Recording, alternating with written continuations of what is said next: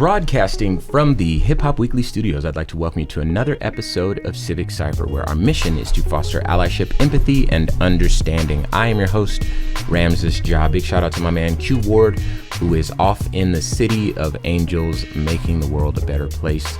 But if you miss him like I miss him, do yourself a favor and check out our other show, The QR Code. He and I have been having some really interesting conversations, and I am excited for the time when he does end up back on this show. He's just busy right now. But have no fear, we have the return of a special guest in the studio with us today. He goes by the name of Bobby Nichols. And for those that don't remember or missed the episode, Bobby Nichols is the former Phoenix Democratic Socialist of America's chapter chair and current member. He's the founder of Arizona Works Together, a pro-union political action committee operating at the state level.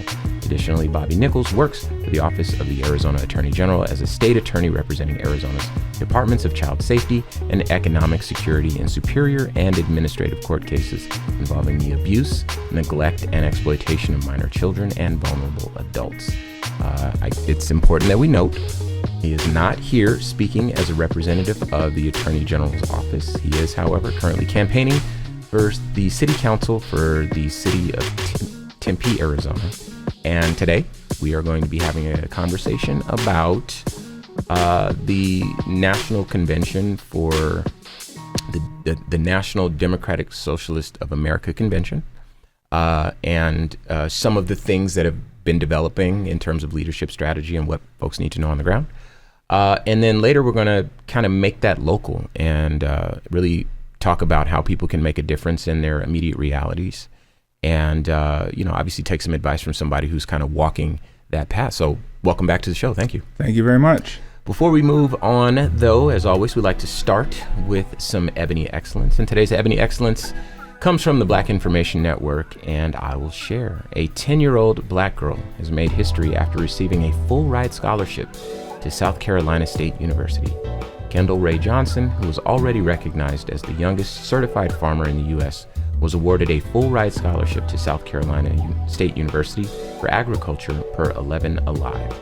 Quote, "I'm the first 10-year-old to get a full-ride scholarship," unquote, Johnson said. SCSU President Alexander Conyers personally awarded the HBCU scholarship to Johnson, which will cover her tuition, fees, room, and board. Quote, "If I can give scholarships to athletes, I can give one to an ag scholar too," Conyers said. Ag would be short for agriculture, I believe. All right, Johnson earned her farmer certification at age 6. Since then, Johnson has been working her family's backyard farm, tending vegetables, caring for livestock, and helping her parents manage operations. The 5th grader hopes to grow her farm to 100 acres, complete with longhorn cattle, poultry, and more. Johnson is also a USDA National Urban Agriculture Youth Ambassador, where she helps kids across the country get involved in farming and apply for youth agriculture scholarships. So, I don't know. I love this story. Q actually sent this over to the group chat because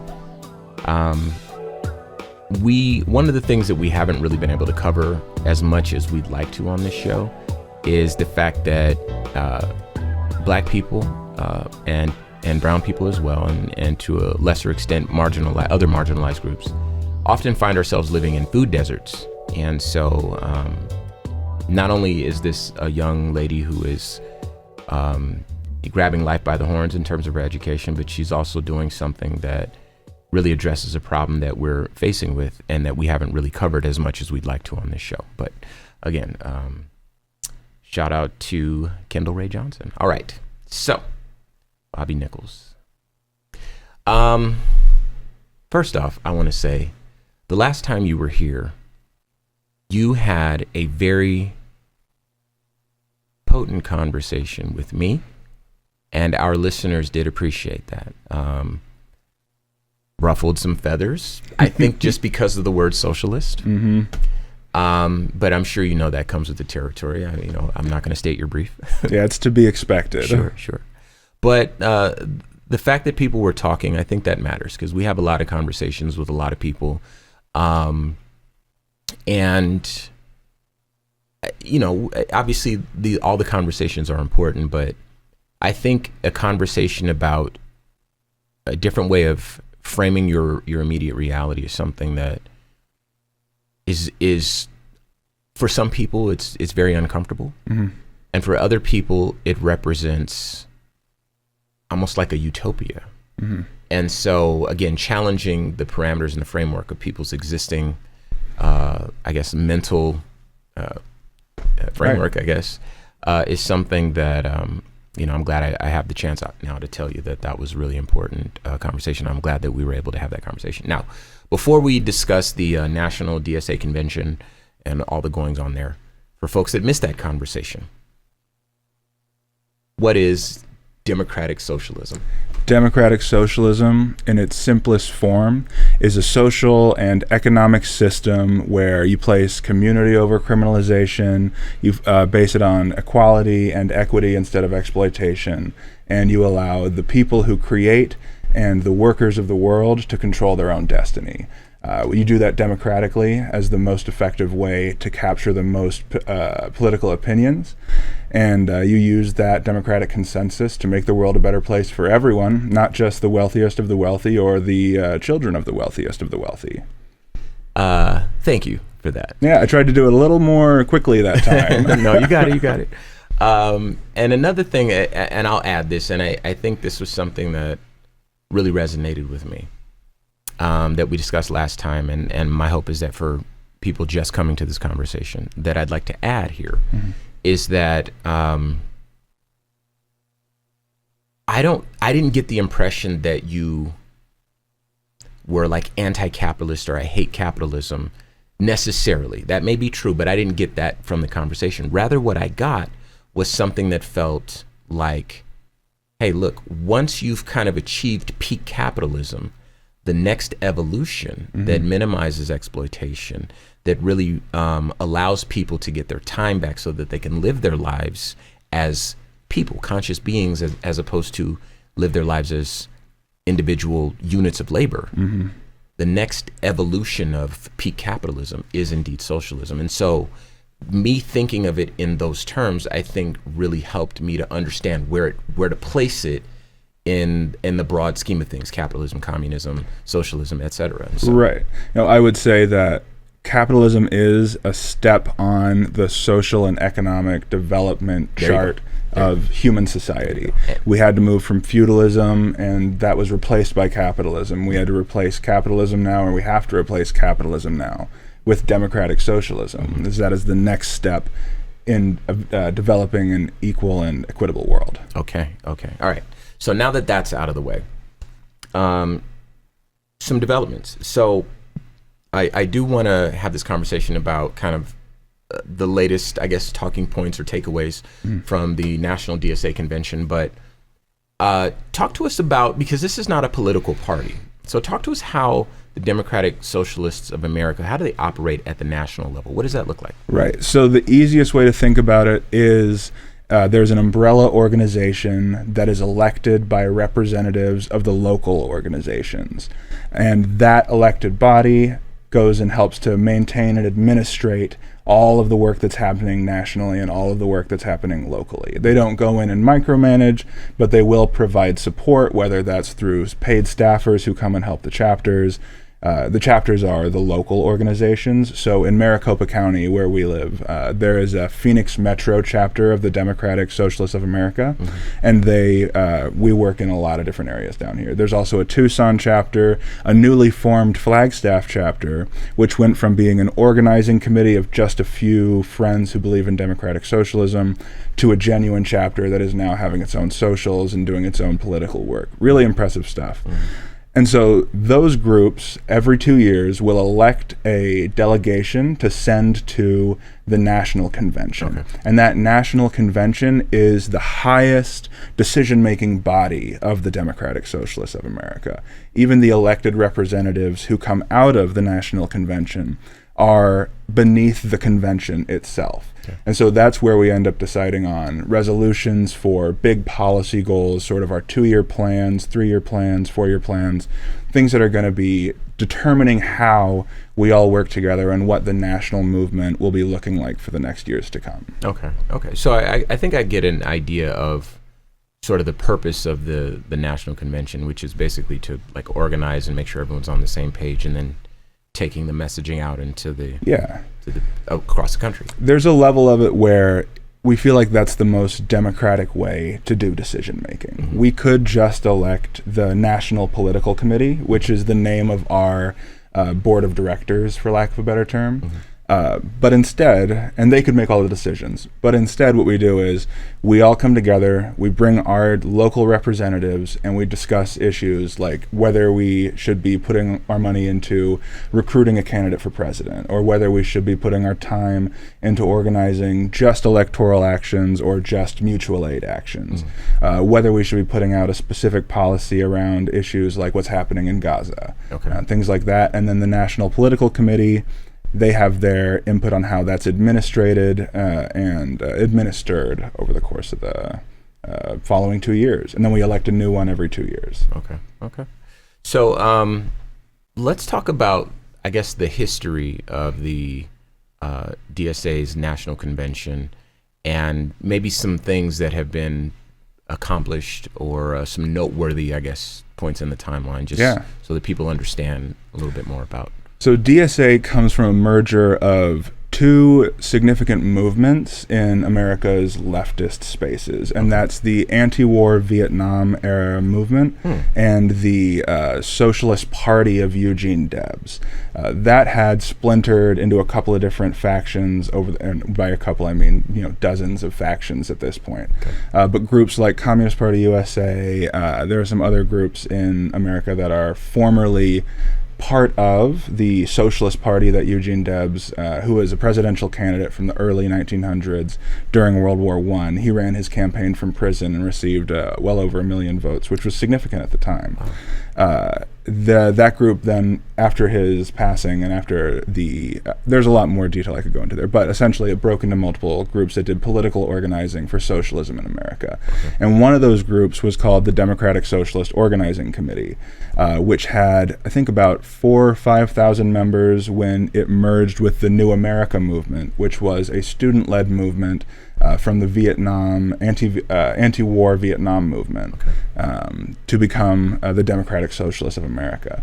So the first DSA convention was back in the 80s, and at that time there were only about 6,000 people in the entire organization across the country, and it maintained roughly 6,000 to 10,000 people for about the next 30 years, up until the mid-2010s, when Bernie Sanders ran for president, and the word democratic socialism, or the phrase democratic socialism, became, a dinner table conversation, or a kitchen table conversation. Sure. Following that, a lot of the work that and up until that point, DSA had been involved in a lot of union organizing, a lot of local organizing, a lot of city council races, things that were easier for these smaller groups to engage with in their local spaces. But they were always connected to this larger national movement. And it wasn't really until a large national figure, Bernie Sanders, stepped in and was willing to associate himself both with democratic socialism and the DSA, that we saw our first explosion in membership. So we went from about 5,000 to 6,000, maybe 10,000 members to well over 100,000 members by the time Bernie was running his second campaign. And there's both the Bernie Sanders bump, which we've seen another recent Zoran bump, where you see somebody who is a national figure, who's into democratic socialism. Zoran Mamdani from New York City, that's right. He's the recent Democratic primary winner, and he's currently running for mayor of New York in the general election now. Those positive bumps are really, really empowering, but there are also negative upticks that are associated with Donald Trump winning.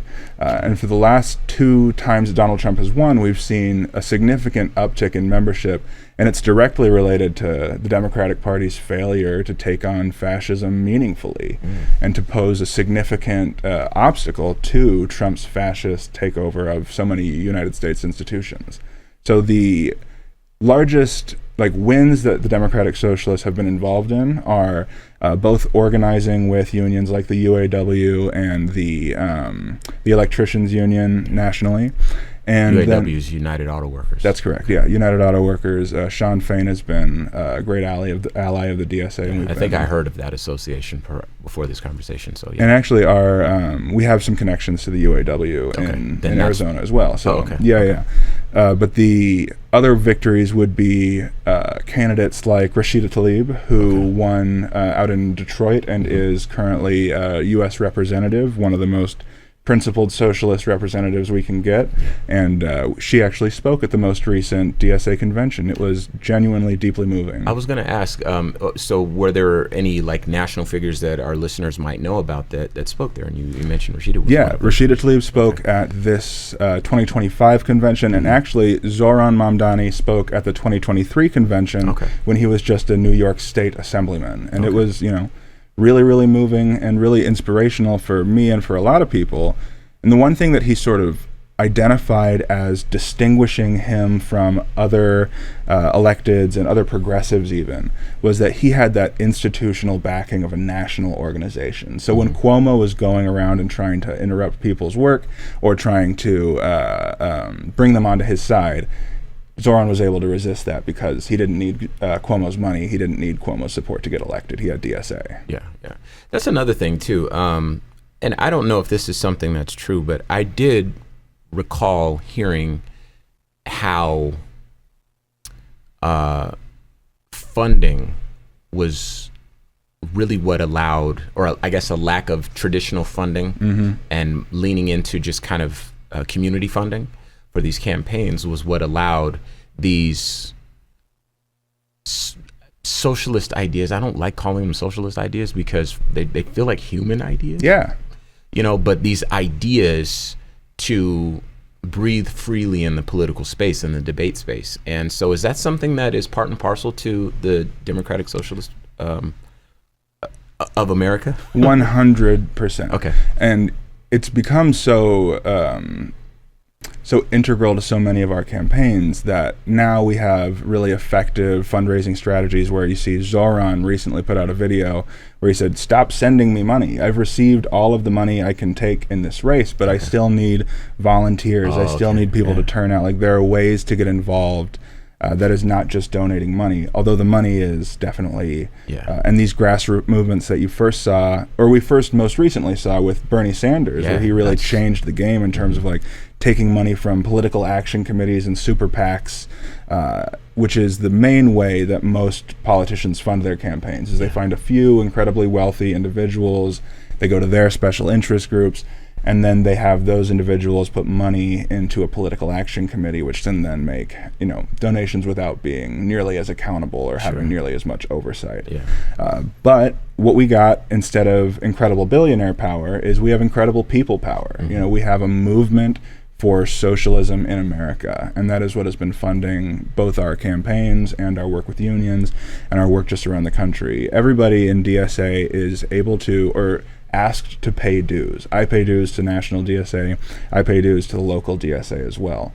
And there is a dues waiver that people can have. You don't have to pay dues, and you can set your own dues. But by contributing financially to the movement, you are empowering it to continue growing in America. And I would also add to that, in my estimation, you're also protecting your independence from corporate interests and non-people-based political influence. You know what I mean? 100%. Everything that I've seen about socialism, once I get past like the first level of fear-mongering, it really does feel like, all right, so this is what makes the most sense for the most people. And whereas capitalism is like, well, once there is money involved, people's instinct is to compete for the money. And I think socialism has a different take fundamentally on our nature as human beings. And that is, okay, we got to take care of each other, so let's do the thing that takes care of the most people. Now, obviously, unfettered capitalism can be very bad, and there are versions of socialism where there's corruption and all that sort of stuff that can be very bad. Same with same with any governmental framework. But at its essence, one of them expects human beings to compete with each other, and the other one expects human beings to cooperate with each other. Right. And for me, when I look at it, it feels like, oh yeah, this cannot be as scary as people have made it out to be. And often when they use the worst examples of it to try to scare people away from things like socialist programs. This is a capitalist country, full stop. Yeah. But socialist programs, when they try to scare people away from that, and they use the worst examples, I think that they're really cherry picking and telling the worst version of the stories. And as a person who has traveled, I haven't just researched it, I've seen countries where they're capitalist countries, but they have very, very strong, certainly stronger than here in the US, socialist programs. And those countries, when you look at happiness index and, rates of poverty and that sort of stuff, the countries that consistently beat the United States by a long way all have a capitalistic framework with robust socialist models to the point where it almost looks like socialism. And so I wanted to make sure I said that, you can reflect on them first. But I would say it's interesting that we sort of see that happening so often, where you'll have a capitalist system that has a failing and then a socialist program covers it up. And then there's another failing and a socialist program covers it up. What we have found, and what I have found, is that capitalism is working as intended when there are homeless people and bread lines and high prices and people can't get their homes. Socialism, when those things are happening, is not functioning properly, and there is another change that needs to happen. Sure. Socialism is not supposed to have those things. And so when we see flawed socialist systems or flawed implementation of socialist systems, it is sort of still establishing that we are working towards a better world, whereas under a capitalist system, you get what you got. And that's sort of all it's going to be. If I may, I'd like to add something here, and I'll get back to the rest of the questions, but I have it in my notes. I have tons of notes, of course, but I remember reading about capitalism. This might have been 5 years ago. And in a capitalistic framework, you cannot have 100% employment. It doesn't lend itself to a capitalistic framework. You need some unemployment to keep wages low. And then, they're like dominoes. If one of them falls, then the whole system falls. So to your point, you're always going to have unemployment in a capitalistic model. You're also always going to have homelessness so that you can keep home prices or housing prices high.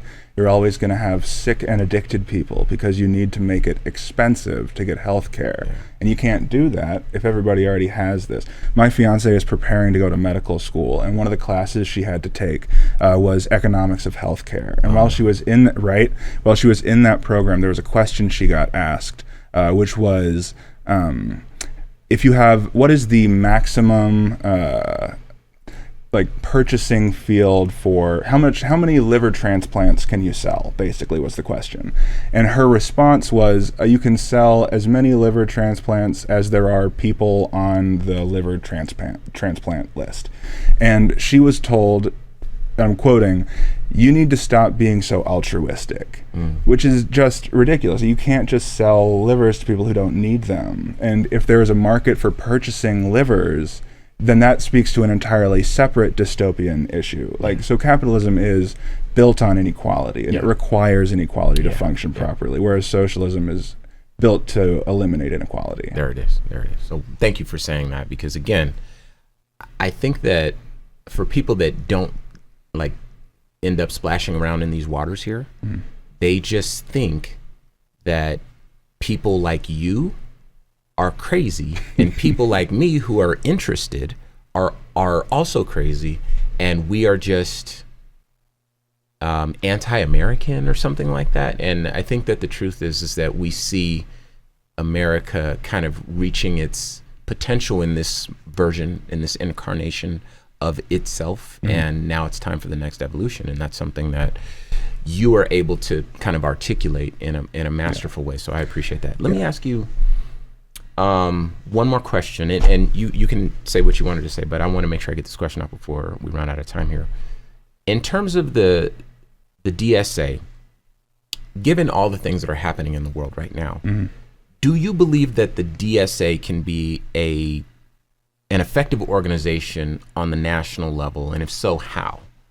I absolutely do believe that DSA can be an effective national organization, and it's going to be through continuing to support the local work of chapters who are addressing national issues like homelessness, fascism, addiction, and housing prices. Okay. Those are things that DSA, broadly unions as well, and like workers' rights across the board, feminism, black equality just generally. Yeah. I know what you mean. Those are things that DSA can support. Sure. And by being a powerful national organization and having a consistent democratic process, we empower that work across the board. Sure. And, one of the things that it's certainly concerning, I use that word, and I should use a heavier word, is to see how the current administration is co-opting the idea of inequality to suggest that the people who have historically and still currently have all of the power and all the control are somehow being discriminated against. And the measures that have been put into place to bring about more equitable goes and more opportunities somehow is disadvantaging those who have historically and currently still have the power, and somehow they're discriminatory in nature. It feels crazy for us, and so I can only imagine how that might feel to an organization whose whole point is to try to make sure that opportunities are available to everyone, and that the society is navigable by all folks, and no one is left behind. And I know that this is kind of a fantasy because there's no perfect society, but I guess the push is something that I would imagine that you're wrestling with. But I applaud your efforts, and again, I appreciate the conversation.